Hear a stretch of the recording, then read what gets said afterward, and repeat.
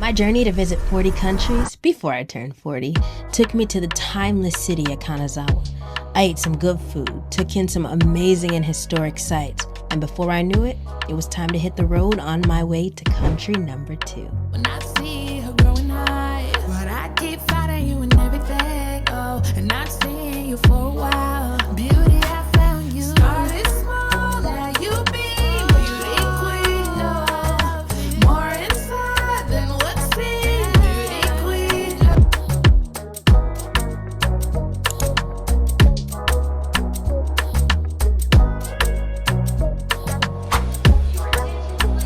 Good evening, good people. From Osaka, I am at, let me see if I can say this right, Kansai International Airport here in Osaka. I took a bus here from Kanazawa this morning. I am flying out of Osaka into Shanghai, and then I have an hour layover, and then I am flying to country number 2 on my solo travel adventures, and that is Hanoi, Vietnam. I'm so incredibly excited. Japan was a dream. I have those nerves again that I felt coming from the United States going to Japan, my first country. I feel like after 3 weeks of being in Japan, I feel like I know that culture a little bit better. But going in, I had no clue what to expect. I had no clue of the customs and how things work and how to get around. And I feel that same way now going to Vietnam. One thing that I will say, just a bit of reflection from the first country that I visited on my solo adventures, is it's hard traveling by yourself because there's a lot. Hold on, let me check the time to make sure that I am not missing my boarding because I've been talking here for a minute. So let me just double check that for, oh no, where is my cell phone? Okay, it's only 5:30 and boarding is at 6:15. It is definitely harder to travel by yourself because there is a significant amount of decision making that goes into traveling. And when you have somebody else with you, you can kind of like divide the load of that. But when you're by yourself, it's just so much stuff to think about when you're by yourself. And then I gotta watch my bags and then it's a lot. And it doesn't help that I brought like 10,000 bags, which I'm exaggerating. I only brought 2 checked luggages. I probably shouldn't say only, that's a lot. And shout out to my brother who looked at my suitcases before I left and he questioned whether this was a good idea. And I said, yeah, it's gonna be fine. Yeah, I'm definitely rethinking.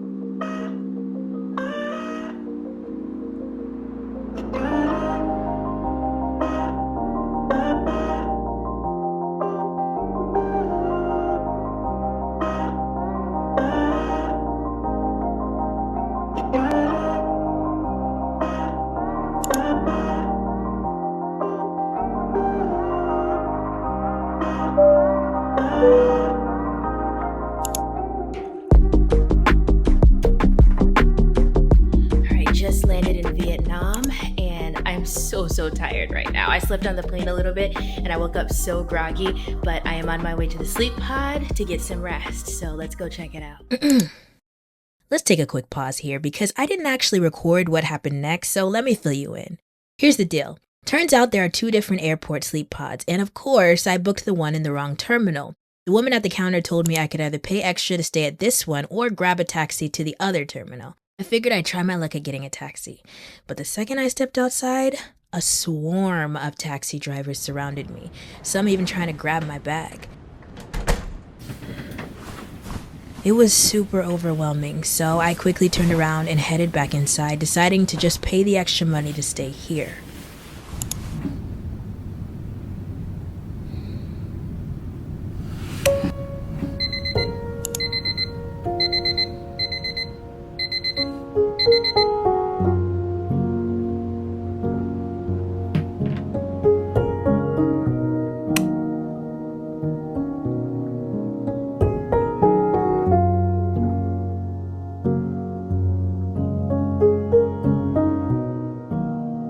So my trip didn't get off to the right start.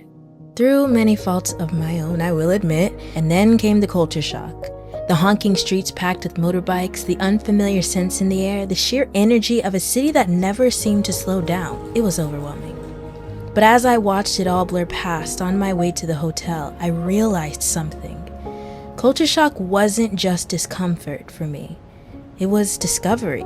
Beneath the overwhelm, something else stirred. And I think it was wonder. And as I finally laid my head down that night, I had a feeling that tomorrow I'd wake up ready to embrace it all.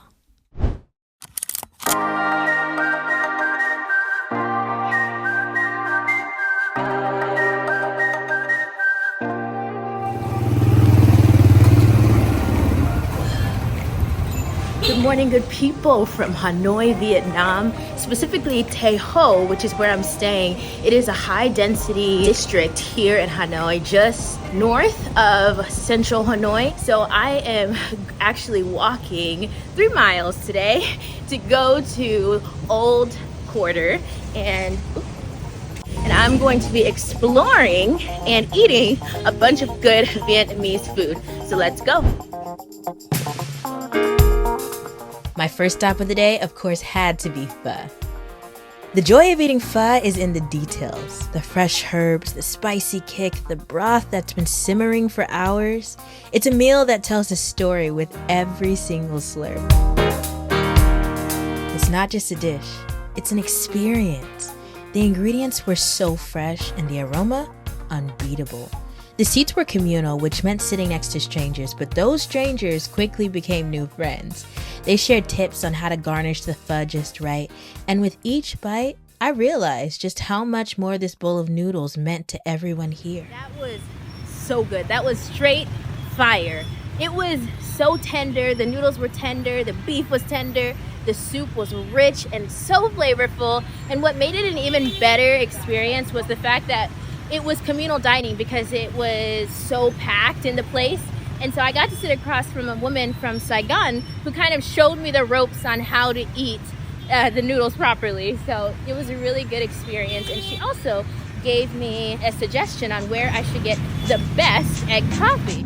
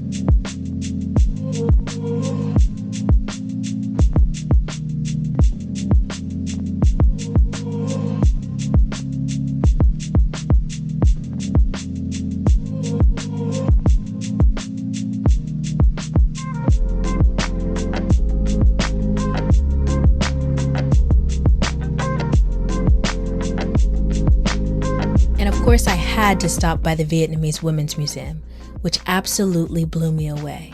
I was really struck by how well it honors the Vietnamese women's impact on the country's history. From wartime heroes to street vendors shaping daily life, their resilience is woven into every part of Vietnam's story. It's definitely a must visit.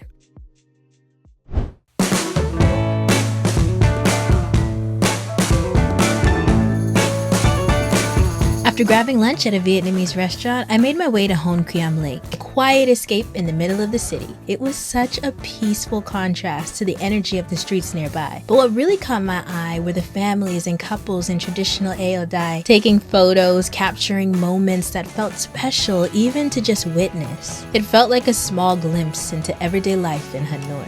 And after all that walking, I was definitely craving something sweet. I found a cozy little cafe by the water and ordered a mango sherbet. It was light, refreshing, and exactly what I needed to wrap up the afternoon. But now I gotta hustle because I am on my way to my next stop of the day. and that is the famous Train Street. So if you don't know about Train Street, it is the street where restaurants are literally situated alongside live active train tracks. So at certain times of the day, trains come speeding by and you're this close to the trains. And so I got a reservation at a restaurant along Train Street, and my reservation is in about 8 minutes, and I'm about 5 minutes away. So I'm making okay time right now.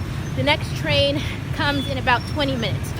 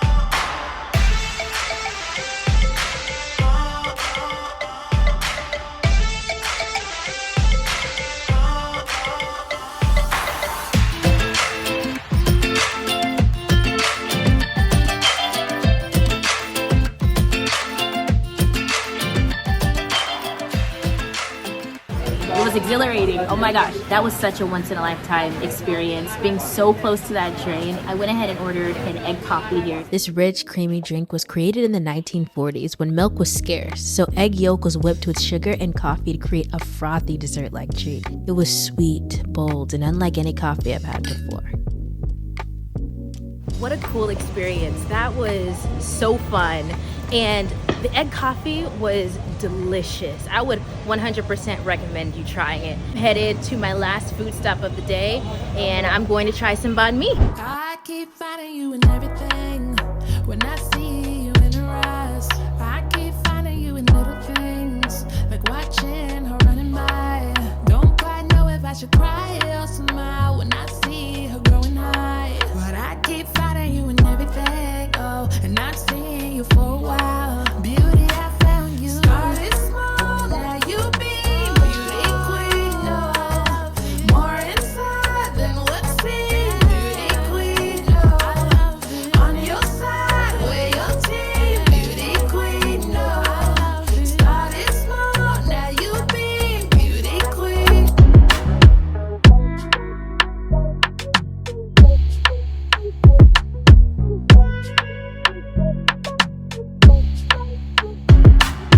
There's absolutely no way you can experience everything there is to eat, see, and do in Hanoi in just a single day. But it is enough to understand why this city stays with you long after you leave. I guess what I'm trying to say is Hanoi is not just your ordinary destination. It's a place that leaves a lasting impression. In country number 2, I learned that travel isn't always perfect, but that's what makes it memorable. It's in the unexpected moments, the challenges, the wonder, the small pauses to take it all in, that your worldview changes.